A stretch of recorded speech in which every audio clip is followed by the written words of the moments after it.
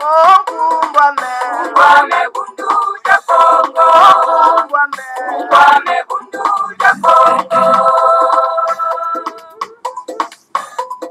Kumbwame bundu ja Kongo. Kumbwame bundu ja Kongo. Kikole kukongo ya mwenyiko.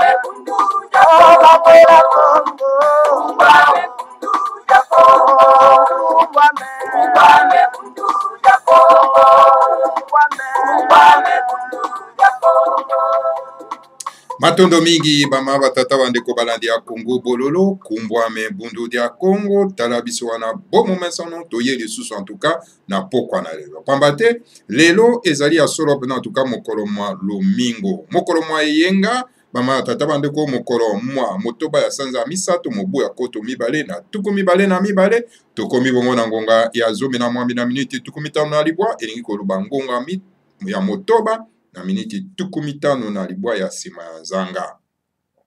Bama batata bandeko balandi ya Congo bololo topesi bino banso bayenge kieno. Bambote pe balosako na bino banso ezali wa bino bolobeli mbuta bopele bobala elingi koloba malamu koloba.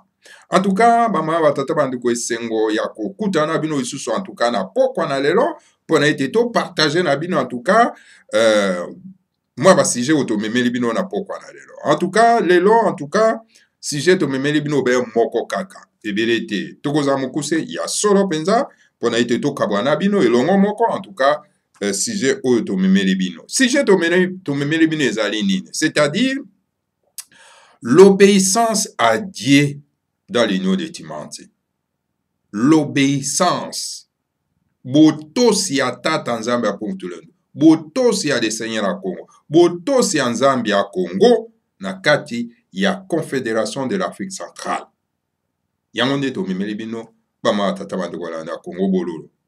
Ezali ya solo pena en tout cas Congo Dieu to écrit par le grand maître Madansemi pona kolakisa bino botosi na kati na union de Timanti na lisanga Timanti na kati ya Confédération de l'Afrique centrale. Yango nde tokoswa lelo parce que toza komona ete na kati na union de Timanti botosi ezali te. Limemie ezali te. Bama tata bandeko na Congo bololo kasi tomeka kotalisa bino to éduquer bino to lakisa bino esengeli kozala na botosi na limemia na kati na union de dimension. Après tokosukisa solo pena en tout cas na un reporter kuna na kati na Ukraine parce que ndenge toza kolanda ba médias occidentaux même ba médias ya Afrique kuna bango pe bakomi solo pena ko copier ba médias ya ba occidentaux et en tout cas Russie, la fédération de Russie na bitumbo baza ko bunda kuna na Ukraine baza ko boma bato na lolenge moko ya kosakala te. Alors tokoyoka nano correspondant moko kuna na kati na Ukraine amekana kopesa biso vraiment détail ndenge ni bitumba yango ezali koleka kuna.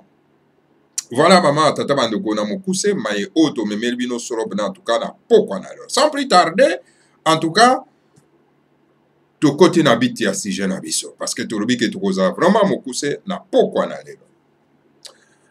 L'obéissance à Dieu dans l'union des dimensions.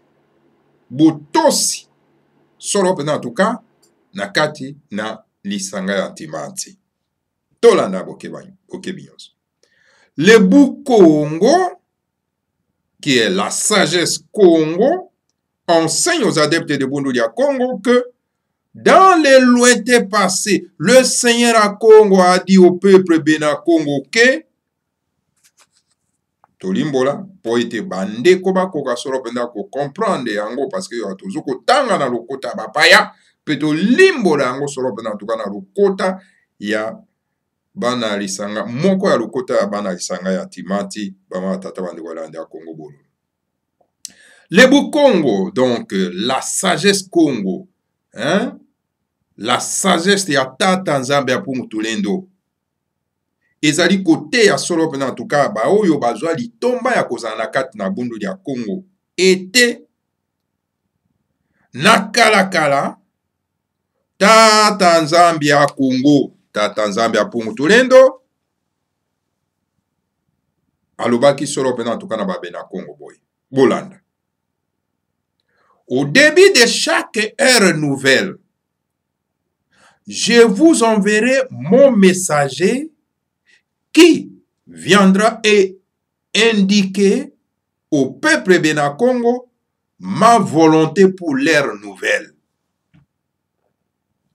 Alors, tata Nzambe ya Pumutulendo alobaki boy alobi na ebandeli nyonso tu na ekeke ya sika na kotindela bino motindami na ngai oyo epai wapi akolakisa bino bana ya Bena Congo babena Congo volonté na ngai pona ekeke ya sika wana tata Nzambe ya Pumutulendo azali solo penda koloba na babena Congo ke ekeke nyonso tu ya sika soki ye akotinda solo penda motindami na ye pona ete akoka kolakisa bino solo penda en tout cas volonté na ye na ekeke ya sika yango monaki na ere ya poisson fumuki mbango ayaki.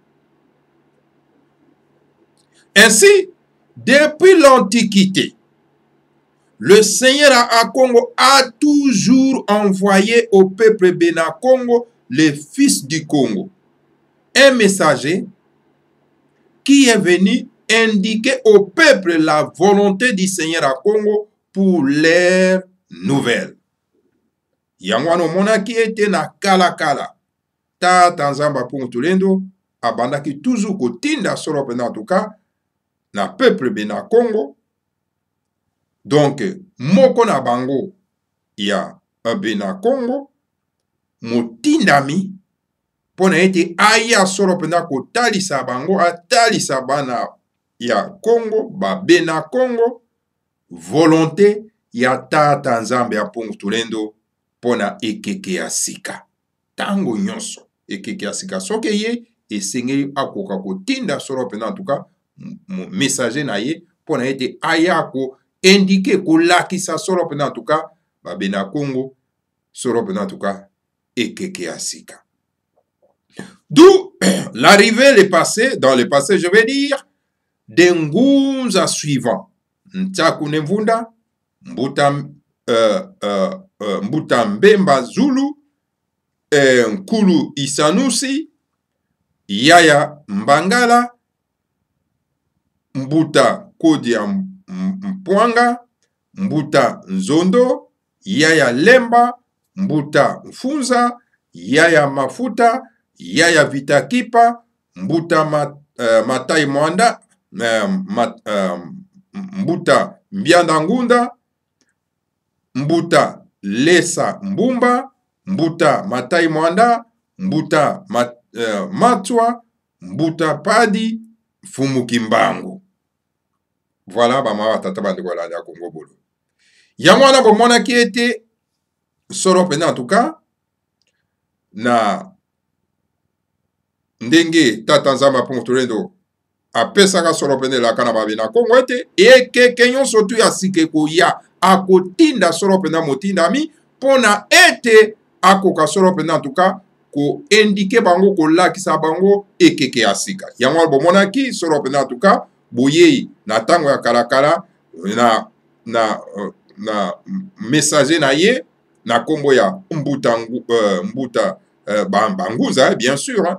Omona ki tia kune mvunda, omona ki Mbuta Mbemba Zulu, omona ki Kulu Isanusi, okumoni Yaya Mbangala, omona ki Mbuta Kodi ya Mpwanga, Mbuta Nzondo, Yaya Lemba, Mbuta Funza, Yaya Mafuta, Yaya Vitakipa, Mbuta Mbianda Ngunga, bomona ki Mbuta Lesa Mbumba, bomona ki Mbuta Matai Mwanda, bomoni Mbuta Matwa, bomoni Mbuta Mpadi, bomoni Fumu Kimbangu. Donc bango tout ba messager à tata nzamba Pontorendo pona ko indiquer soropen a na babina Congo l'air ekeke yasika. En ce début de l'ère du verso, toujours le bas chaque fois ekeke akinatimas. En ce début de l'ère du verso, le Seigneur à Congo a envoyé Nemwanda Nsemi. Siko tozali nekeko ya ere ya verso. Parce que tout a nekeko ya poisson, to koti siko nekeke ya verso, otobengi ekeke ya kinatimaza. Alors, na ekeke oyo, na debi ekeke oyo ya ere ya kinatimaza, bomoni Nemwanda Nsemi, oyo azali motinda mi atata nzamba Pontorendo. À qui le monde spirituel a donné l'ordre d'effacer toutes les frontières coloniales en Afrique centrale et de transformer toute l'Afrique centrale en un seul pays dirigé par deux chefs, un chef politique, le président de l'Union, et un chef spirituel, le chef saint. Yamwana, pama tata bandeko, na ikeko ya verso, tomoni Nemwanda Nsemi.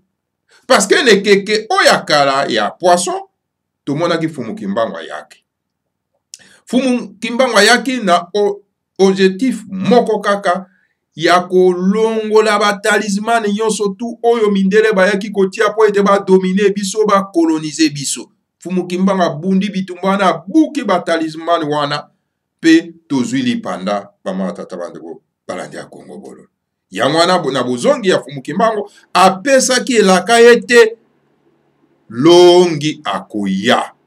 A prophétisé que longi akoya. Parce que chaque fois messager ayaka, soka lingi kozonga, a prophétisaka toujours que moto songolo akoya.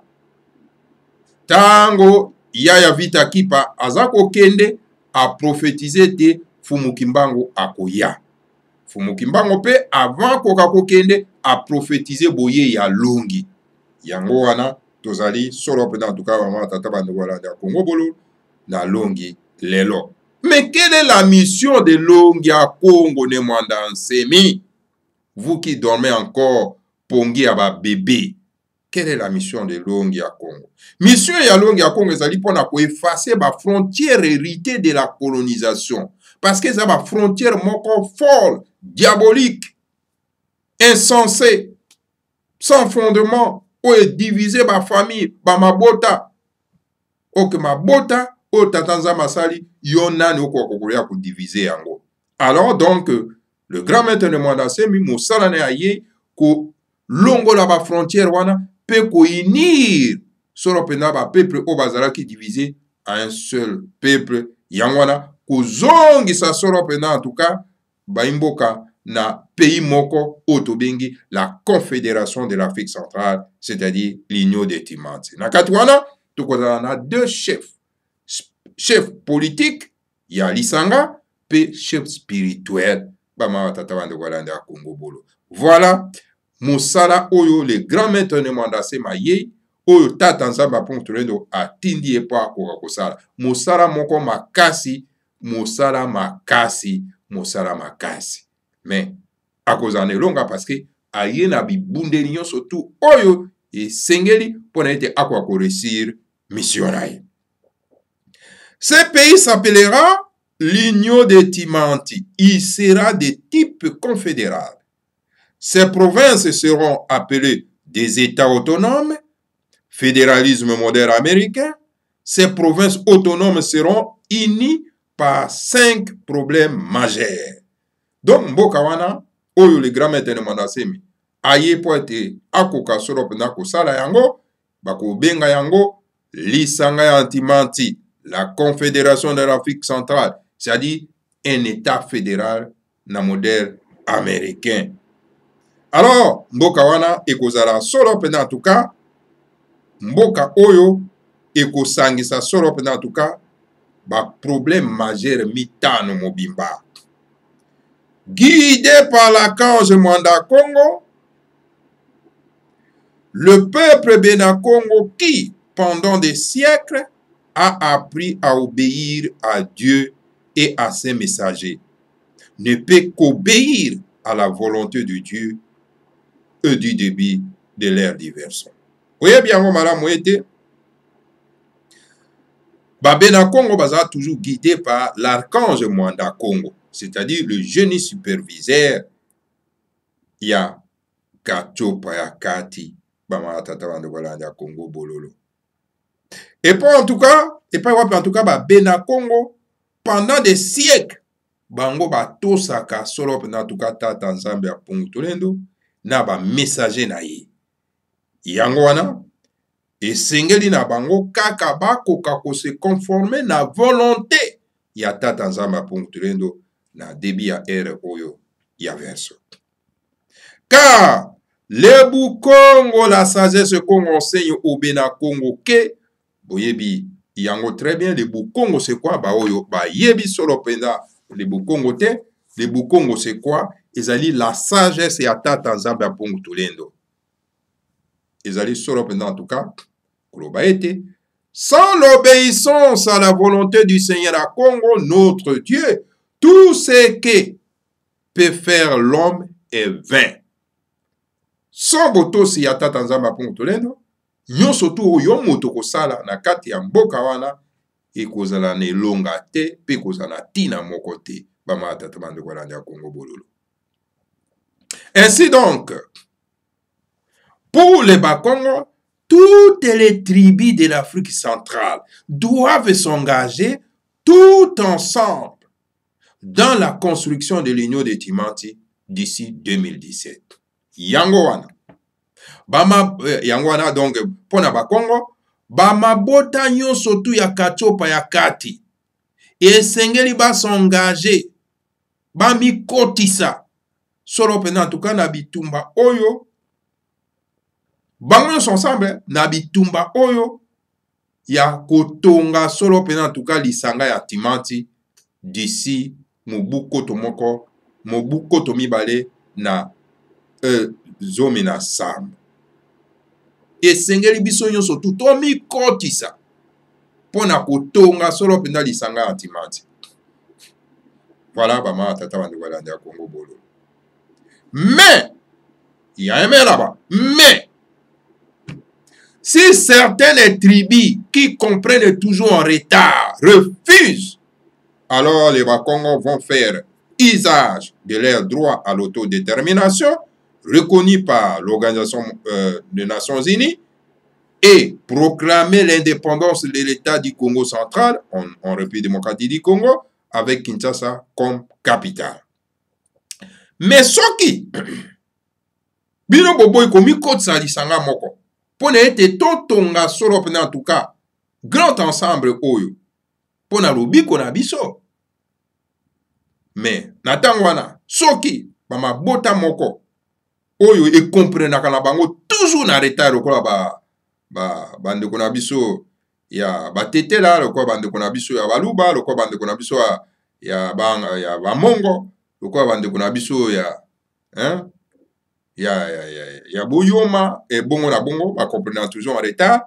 Soki bamabota wana ekomprenaka toujours na retard eke baboyi, alors na ntango wana en tout cas bakongo baza na likambo mosusu bakosala te, bakosala nini? Donc bakoutilize l'usage ya droit ya autodétermination oyo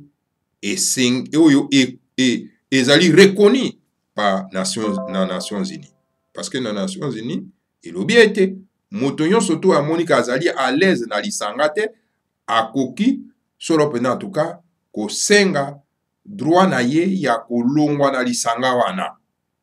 Alors na ntango wana donc le Congo central ekoproclame état na yango epai wapi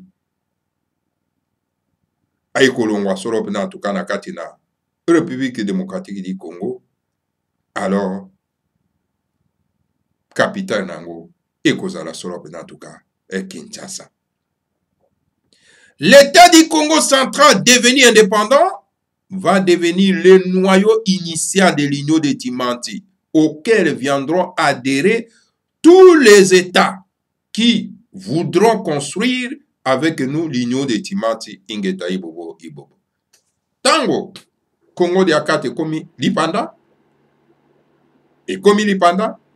Alors donc na tango wana bama tata bande kolandi ya Congo bololo Congo central, Congo diakati ekokoma noyau, ekokoma so mokoroto solo pena en tout cas ya ebandeli pona kotonga lisanga ya Timanti. Et pas wapi en tout cas ba mboka nyonso tu oyo ekosepela pona koya ko rejoindre bango pona kotonga solo pena en tout cas lisanga ya Timanti. Voilà bama tata bande kolandi ya Congo bololo. L'obéissance et pas à tata nzamba pour tout les deux. Parce que les grands maîtres de Mandassé, mais il y a tout simplement qu'à concrétiser. Donc, volonté à tata nzamba pour tout les deux. Pour na kolongola mindelo oyo ba mindele bayaki kotia et pas na biso ko ampité bili monabiso. Alors les grands maîtres de Mandassé, mais ko kata mindelo wana pour na été akoka so penda ko zongise limo oyo yabana katso pa kati oyo ezalaki ampité par bapaya pona ete ekoka ko vivifier pona ete tokoka kotonga lisanga ya Timanti. Matondo mingi na bino banso oyo bolandi solo pena en tout cas Congo dietu oyo plein de sagesse, plein de connaissances, plein vraiment ya boyebi mama tata mandeko landa Congo bolo. Voilà mama tata mandeko, quitte à vous de méditer sur ce Congo dietu. Plein de connaissances. Voilà, tokomi na suka na biso, siko pona ko sukisa, tokende ono na mboka ya Ukraine. Et pas wapi en tout cas, ma tata bandeko tozwana ono correspondant kuna, de kuna biso Michel. Ye azali sur le terrain kuna, amekana koyebisa biso makamoni mazali koleka kuna na mboka Ukraine. Parce que toyoki wana ke non, mais écoutez, l'armée russe eza ko massacrer bato. Na ba information oyo tozali koyoka na médias ba occidentaux toyeba soki ezali vrai soki ezali vrai te tokana no version ya bango bazali sur le terrain. Alors sans plus tarder tokenda na lombango toyokana no ye na kimia nyonso. Mon frère Michel, vous êtes sur place en Ukraine, mais il paraît-il que l'armée russe est en cadence, est en train, n'est-ce pas, de massacrer le peuple ukrainien. Parce que cette information est reliée dans toutes les chaînes occidentales, voire même les chaînes africaines. Pouvez-vous nous expliquer un peu ce qui se passe réellement sur le terrain? À vous la parole. C'est vrai que quand on écoute les médias occidentaux, on penserait que les Russes sont vraiment de vrais criminels et de vrais barbouses qui sont entrés en Ukraine pour violer les femmes, détruire les maisons civiles. Non, c'est pas vrai. C'est pas vrai tout ça parce que la guerre que les Russes sont en train de faire, ce n'est même pas leur manière de faire la guerre. Parce que les Russes, normalement, leur manière de faire la guerre, c'est détruire tout.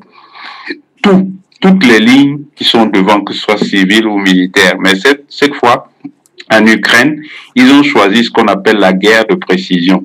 C'est la guerre qui ne va que vers les centres vitaux de l'armée. C'est-à-dire pour désarmer l'armée ukrainienne, dont les cibles sont par les bombardements aériens sur les pistes d'atterrissage, les lieux de garde des munitions, les lieux de dépôt des engins militaires, de l'aviation, dont les bases militaires. Et puis deux, ce qu'on ne dit pas en Europe, ni en France, ni partout, c'est que les Russes ont ciblé tous les labos biotech. Parce qu'il y a énormément de labos biotech en Ukraine. C'est-à-dire que les néo-nazis qui sont au pouvoir en Ukraine ont choisi l'Ukraine avec leurs complices qui sont aux États-Unis, en France, en Allemagne, pour faire des essais sur des virus les plus dangereux qu'ils prévoient lancer encore d'ici peu. Ils prévoyaient lancer un Covid-28 qui est encore plus fort, qui peut décimer même une grosse partie de la population. C'est ces cibles-là que les Russes sont en train de détruire, les labotech. Les labotech et toutes les centrales nucléaires aussi.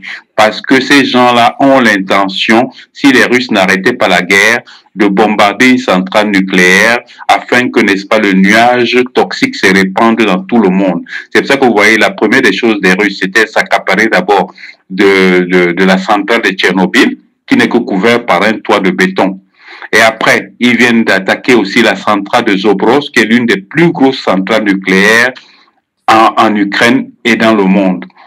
Il y a encore 15 autres centrales nucléaires que les Russes essayent par tous les moyens de s'en approprier pour éviter, parce que vous avez vu le président Zelensky parlait de il nous faut l'arme nucléaire. Et donc ils étaient en train de travailler même sur des armes nucléaires tactiques, parce que n'oubliez pas que l'Ukraine avait des armes nucléaires avant, parce que c'était dans l'Union soviétique, ils ont encore certains plans, ils savent comment concevoir l'arme nucléaire.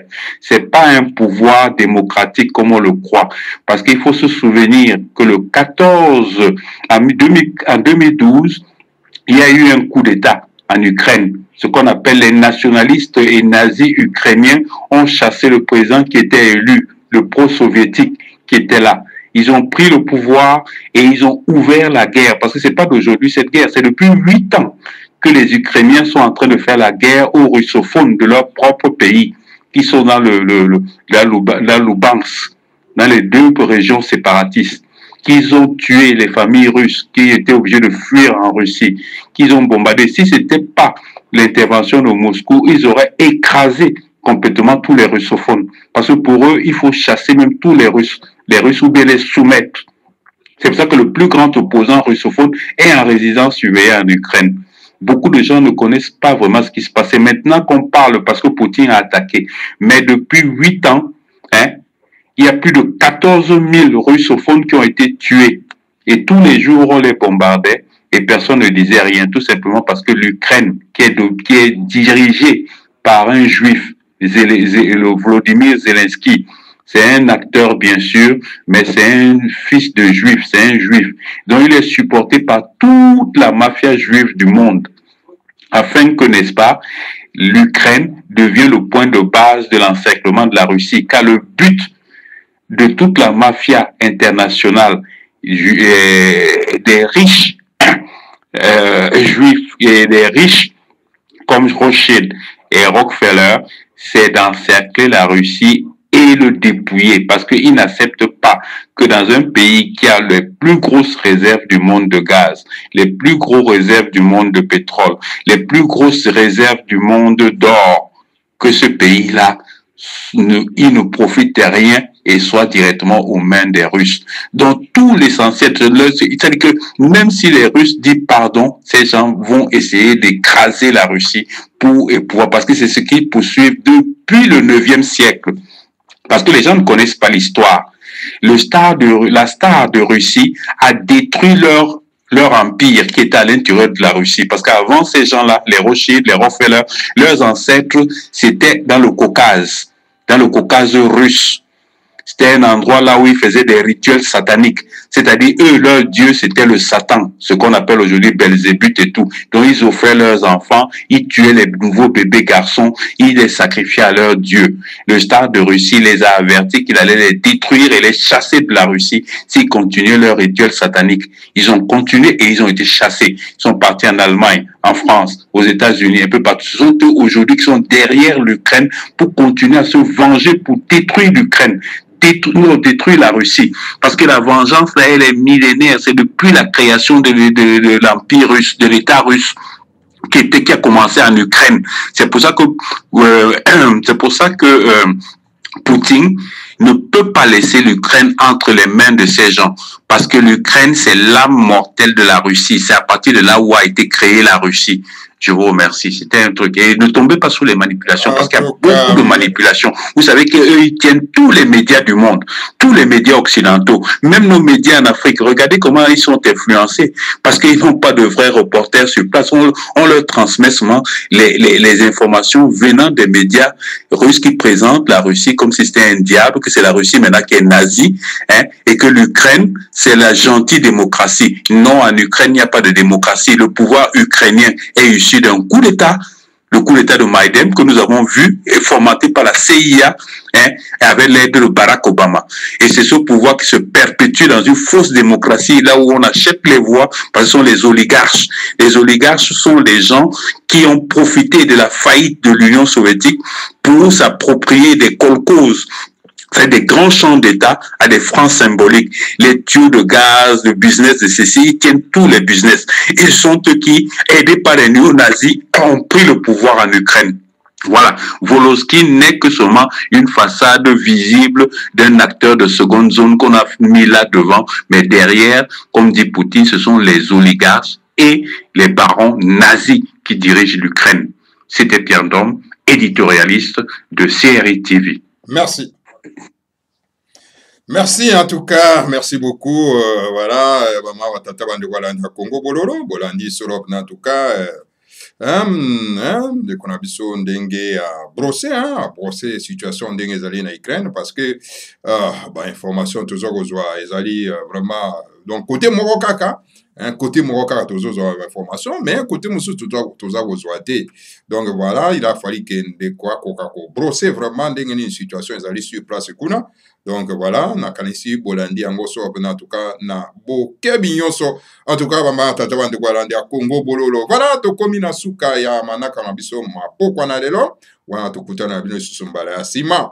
Alors, beau partager Congo Bololo, beau s'abonner massivement. Pourquoi qu'on s'abonner? Parce que pour que tous à l'abri, n'est-ce pas, il y a bateau abidongolomi soin. Donc, beau liker, vous avez malamu, hein, que bolingi sur en tout cas vidéo pour que vraiment hein, tout quoi qu'on a protéger. En tout cas, maintenant, mingi na bino banso, landia Congo Bololo. Que le Seigneur à Congo nous protège tous, protège les grands maîtres des mondes entiers, mais les grands visionnaires, et protège en tout cas l'igno des Timanti. L'Afrique sera construite dans le Lengue ya Ekipata, a dit les grands maîtres des mondes entiers. Mvuka Timanti, Afelika Diampa di Finamene Towa, Kabudia Bakeluba, Onozorora Makanda wa Mumutulendo. Makanda mava musama futuka yotama Osamwe nina ninga masina makikulu Kongo ya futuka Kongo Uruzolora batata bapungu tulendo Makanda mava musama futuka yotama Osamwe nina ninga masina makikulu Kongo ya futuka Kongo Afrika ya Afrika ya Palina Tumba Afrika ya Palina Mene Tumba Afrika ya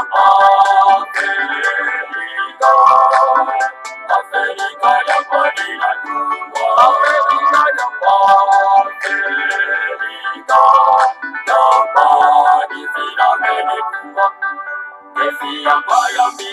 twetimwa na kukongo ipanza kya kongo yekivuka kya timanzi devi yapaya mbita twetimwa na kukongo kongo ya bakongo ya futuka kongo devi yapaya mbita twetimwa na kukongo ipanza kya kongo yekivuka kya timanzi devi yapaya mbita twetimwa na kukongo kongo ya bakongo ya futuka kongo Afrika ya Afrika ya Madina Tumba Afrika ya Madina Mene Tumba Afrika ya Afrika ya Madina Tumba Afrika ya Madina Mene Tumba Zakuna tatu zazo sina katula Ulu solo la batata makungu tuleno Sikumi azone za kwanza sina tungwa Yevuka na mukivuka jantimati Zakuna tatu zazo sina katula Ulu solo la batata makungu tuleno Sikumi azone za kwanza sina tungwa Yevuka na mukivuka jantimati Afrika ya Afrika ya Madina Tumba Afrika ya Madina Mene Tumba Afrika ya